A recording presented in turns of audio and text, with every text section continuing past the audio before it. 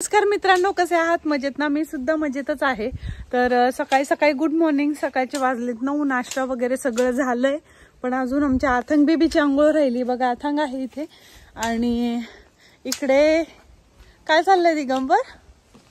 Cutting चालू आहे, gardening चालू आहे। आज बरेच दिवस आम्ही नव्हतो, त्यामुळे बरेच गोष्टी खराब झालेल्या आहेत। तर इथं खऱ्या दृष्टिकोनातून ही काम आपल्याला स्वतःला करावं लागतात। गार्डनिंग असेल, स्वच्छता असेल, सर्व टॉयलेट क्लिनिंग बिनिंग सर्व काही आपल्याला स्वतःला होईल।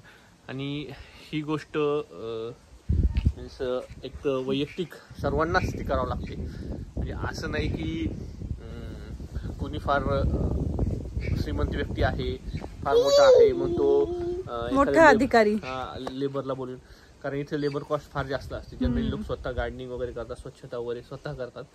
आणि आमच्या इथे जवळच आमच्या शहराचे जे महापौर आहेत ते देखील इथंच राहतात जवळ। आणि एकदा काय झालं, मी तिकडे चाललो होतो, मला ते दिसले आणि मी त्यांना विचारलं तुम्ही त्यांच्याशी थोडं इंटरॅक्शन, ते स्वतः गार्डनिंग क्लिनिंग वगैरे करत होते। तर म्हणजे या शहराचा महापौर असून देखील त्याला एक कोणत्याही प्रकारची लाज न बाळगता ते स्वच्छता करत होते, गार्डन क्लीन करत होते, साफसफाई करत होते, झाडं ट्रिमिंग करत होते। आणि एकदम ते एक स्वतःचं एक म्हणजे एक त्यांना असं एक स्वावलंबी जीवन जगतात, अभिमान वाटत होता की मी ह्या गोष्टी करतोय। तर म्हणजे खऱ्या दृष्टिकोनातून मला देखील असं वाटलं की यार ही लोक एवढा मोठा माणूस असून देखील ही कामं करतोय। मी देखील तेव्हापासून अजून मोटिवेट झालो, करत तो होतोच पण अजून मोटिवेट होतो तर। आणि मला परवडणारी गोष्ट नाहीये इथे लेबर लावून हे कामं करून घेणे। तर जनरली लोक ही स्वतः, कारण इथे झाडं फक्त ही झाडं कट करायची 8,000 रुपये आहे। मागे एक एनव्हलप आलं होतं, त्यामध्ये रेट लिहिलेले होते आणि मी विचारलं देखील होतं की हे समोरचं जे त्यांनी आमचे झाडं वाढलेले बघितले आणि दरवाजा नॉक केला होता की आम्ही हे क्लीन करून देणार आणि तुमचा जो काही ग्रीन वेस्ट निघेल तो सुद्धा डिस्पोज करून देणार। म्हणजे ते डिस्पोज करायचे पण इथे पैसे लागतात, तर ते पण करून देणार इन्क्लुडिंग। तर ते चालू होतं, पण आमच्याकडे हे ग्रीन डस्टबिन आहे, त्याला स्टिकर लावावं लागतं, त्याच्यासाठी काही पे करावं लागतात पैसे।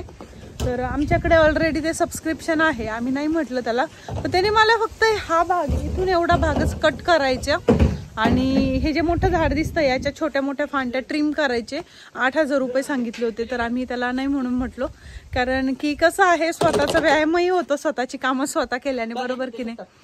तर मुलंही एन्जॉय करतात बघा।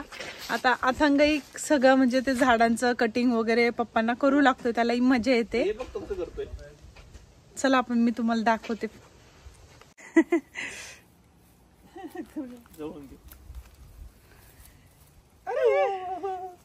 अशा प्रकारे आमचं गार्डन क्लिनिंगचं काम दिगंबर आणि आथंग मिळून करतायत। आता मी घरामध्ये जाऊन भाजी चपाती करायची राहिलेली आहे। पोहे खाल्ले सकाळी आणि घरात बघा खूप पसारा झालाय। आथंगने बऱ्याच खेळण्या काढलेल्या आहे, तर मला हे सर्व क्लीन करायचंय। आणि आता वाजले सकाळचे 10:30, माझा स्वयंपाकाचा वेळ झालाय। तर एरवी माझं सकाळी 10:30 वाजेपर्यंत सगळं आवरतं, म्हणजे डबा वगैरे गेलेला असतो, स्वराचा डबा, तिच्या पप्पांचा डबा सर्व होतं आणि फक्त भांडे वगैरे, किचन क्लिनिंग, हाऊस क्लिनिंग एवढंच राहतं। तर मी ते निवांत करते आमचा दोघांचा नाश्ता झाल्यावर। 10-10:30ला मी घर आवरायला लागते, 1 तास लागतो मला सगळं घर आवरायला, कारण आथंग बरोबर खेळत खेळत काम करायचं म्हणजे वेळ लागणारच। तर शनिवारी निवांत उठतो, नाश्ता होतो। आता स्वराचा एक्स्ट्रा क्लास होता तर तिला लवकर जायचं होतं, मग लवकर नाश्ता झाला।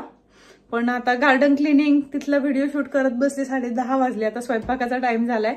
चला आता मी स्वयंपाक करते आणि मग बोलते तुमच्याशी। मी हे एक लाल वाटण म्हणून महाराष्ट्रीयन लाल वाटण सवाई मसाला आणलेला आहे, तर रेडी टू मिक्स आहे आणि मला ते ट्राय करून बघायचं होतं, पण म्हटलं डब्याला वगैरे असं जर प्लांट फसलाच तर चांगलं नाही वाटत, म्हणून आज सुट्टी आहे तर हे ट्राय करून बघते। तर माझं मत आहे, आज माझ्याकडे शेव आहे तर म्हटलं थोडी शेव भाजी आणि चपाती करूया। तर बघूया कसं होतं हे। तर मी ट्राय करते आणि मग याचे रिव्ह्यू सांगते तुम्हाला कसं होतं ते। चला,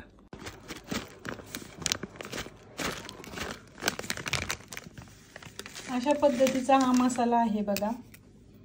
कांदा, खोबरं सगळा मसाला आहे। याच्यात पाणी टाकून याला थोडंसं भिजवायचं आहे आणि आवडीचे मसाले टाकून ग्रेव्ही बनवायची। तेल पण आहे, मला वाटतं तेल थोडं कमी टाकावं लागेल, मी टेस्ट करून बघते।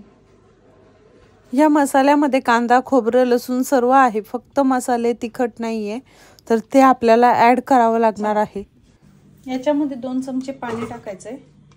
तर आपण पाणी टाकूया.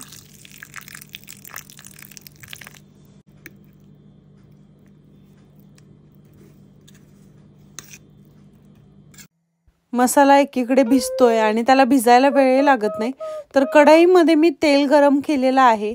तेलामध्ये आपण सुके मसाले सोडून घेऊया. तर भाजीमध्ये जसं मी सांगितलं मसाल्यामध्ये तिखट नाहीये, तर मी इथे थोडा गरम मसाला टाकलेला आहे, हिंग. तर तेल माझं एवढं गरम झालेलं नाहीये. जर जास्त गरम झालं असेल तर पावडर मसाले जळण्याची फार शक्यता असते.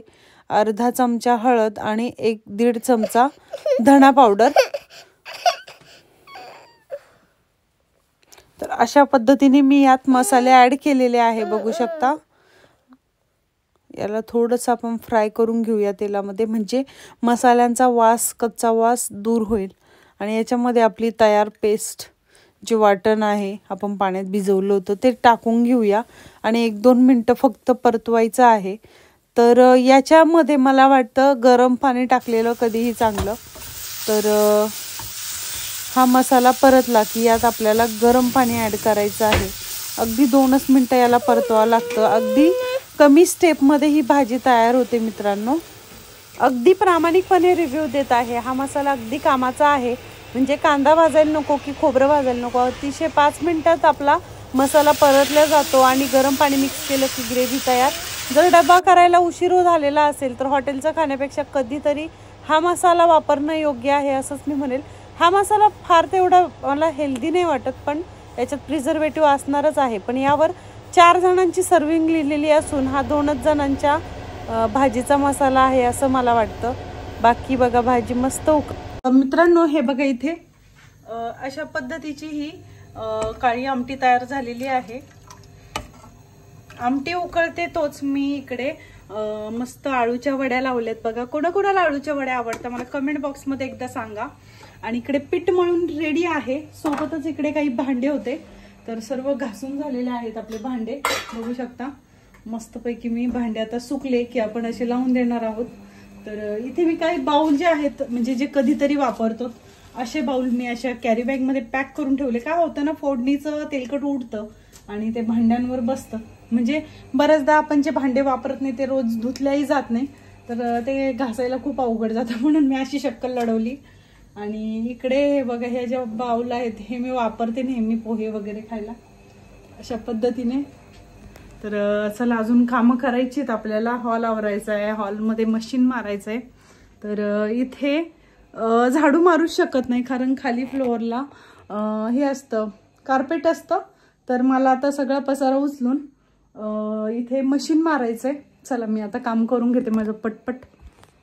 तर उजव्या पायाला मला ॲकिलेस टेंडनचा त्रास व्हायला लागला म्हणून मी कॅप घातली नाही. तर तुम्हाला वाटेल एका पायात सॉक्स का घातलाय, तर ती कॅप आहे. तर आपल्या टाचेचं हाड असतं ना, ते दुखायला लागतं, प्रचंड दुखतं, चालता येत नाही. तर अशा पद्धतीने मी ते कॅप घालून काम करते. तर काय करणार, ऑप्शन नाही आहे. 2-3 दिवस झाले मला त्रास होत होता, तर मी कॅप घेऊन आले. 700 रुपयाची ही कॅप आहे, बघू शकता. तर असं बसलं की उठता येत नव्हतं.